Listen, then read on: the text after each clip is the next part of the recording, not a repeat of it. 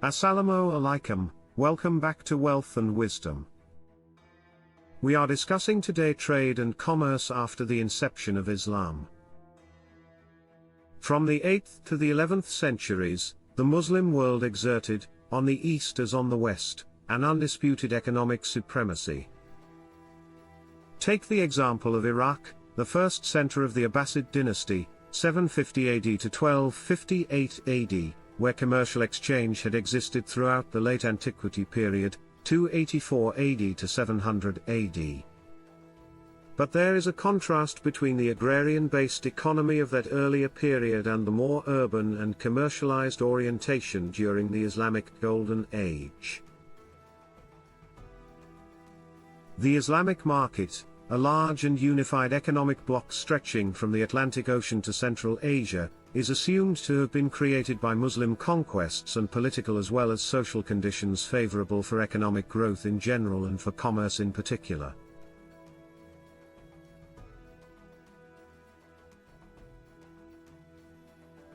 Commerce was seen as positive and encouraged by the elimination of previous political boundaries, especially between the Byzantine Empire and Sasanian Iran, through the abolition of transit tolls and through greater security.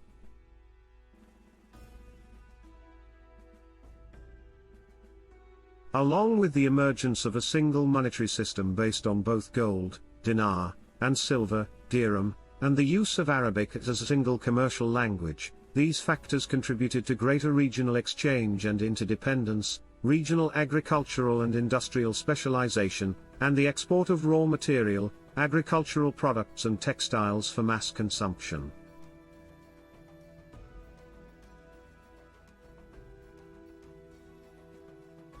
However, it would be unjust if we focused on the achievements of the Islamic world without considering the context in which they arose. Before recounting the specifics, we must not forget that it was not only its power which helped the Abbasids to achieve such great economic growth.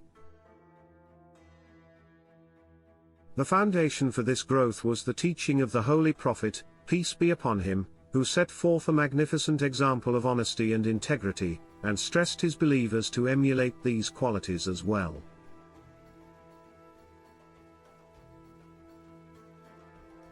For example, the Holy Prophet, peace be upon him, once came upon a merchant who was selling some grains. He put his hand deeper into the grain and found that the grain inside was wet. He admonished the seller, explaining that he should represent his goods honestly so that the buyer could make an informed decision as to the quality of the product.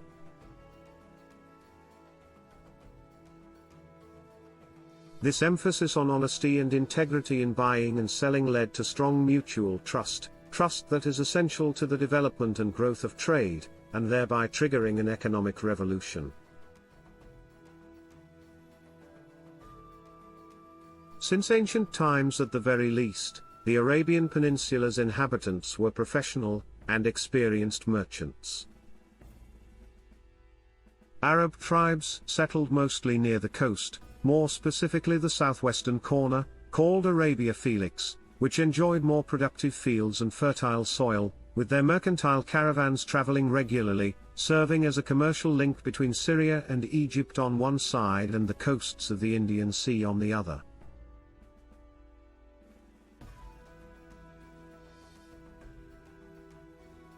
There was also a custom of arranging commercial fairs at various locations during different times of the year, wherein merchants coming from distant places would engage in trade. Regions such as Dumot al-Jandal, Mushakkar, Sana and Ukaz, among others, were quite noteworthy in the observance of these fairs.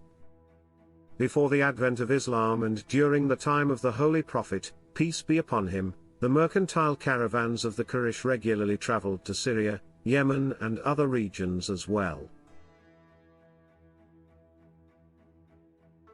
Exports consisted mainly of valuable minerals, pearls, spices and fragrant materials, while imports were generally comprised of grain, clothing, weaponry, liquor and dry foods. When the Holy Prophet Muhammad, peace be upon him, reached the age of adulthood, he was also involved in commerce upon the desire and encouragement of his uncle Abu Talib. He traveled to many places, including Yemen, Syria, and Bahrain. Every time, the Holy Prophet Muhammad, peace be upon him, fulfilled his commercial engagements with remarkable honesty, trust and skill. Because of this, he received the title of Amin, honest, among the Meccans. As a result of this honesty, the Holy Prophet, peace be upon him, was also greatly revered in Mecca and was known as an exceptionally righteous individual who always spoke the truth. The Holy Prophet Muhammad, peace be upon him, before his claim to prophethood, also acted as agent in a partnership in which the investment was provided by the illustrious and noble Hazrat Khadija, peace be upon her.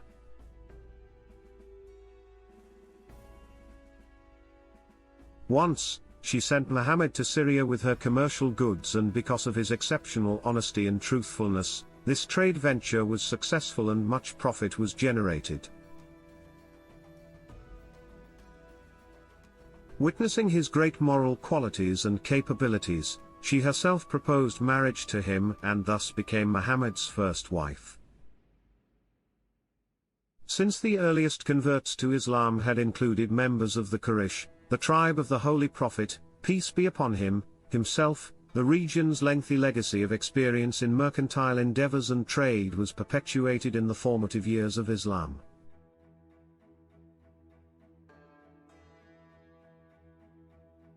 Many of the followers and eminent companions of the Prophet Muhammad, peace be upon him, were traders. They increased their wealth through trade, and the Prophet, peace be upon him, did not stop them from doing so. On the contrary, the Holy Quran encouraged it in the following words: O ye who believe! Devour not your property among yourselves by unlawful means, except that you earn by trade and mutual consent. Allah has made trade lawful and made interest unlawful. After the demise of Holy Prophet, peace be upon him, enthusiasm for trade only expanded along with the first conquests and increasing acceptance of Islam's message. Despite Islam's meteoric rise, it did not disturb either the surrounding region's underlying operating parameters or their economic motivations, as trade continued unabated. The mass of Arab immigrants did not impede normal economic activity, and the healthy transitional integration was accomplished because of the introduction of an ingenious system of stipends under the caliphate of Hazrat Umar, may Allah be pleased with him.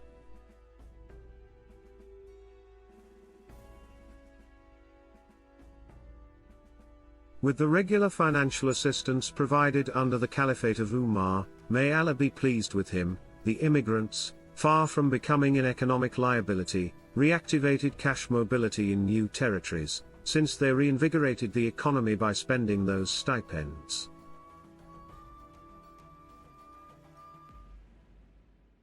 Muslim rulers maintained political and administrative cohesiveness, and did not levy any taxes that the population of the Near East had not already been paying for the benefit of the earlier political regimes.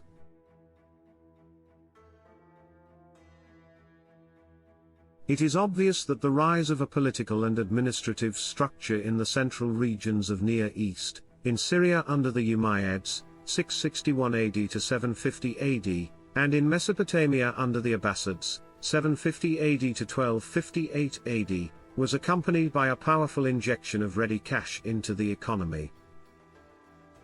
People who received that cash were then able to spread that wealth to the wider community by spending it on goods. As a consequence, new urban settlements created new consumer centers, and this contributed to a substantial increase in economic productivity. Later, with the transfer of the Islamic Caliphate from the Umayyads to the Abbasids dynasty in 750, the Dar al-Islam found itself even more directly situated at the concourse of transcontinental commerce. Check out our video on the Abbasid Empire. We will continue with part 2 in the next video. Until next time, Assalamu alaikum.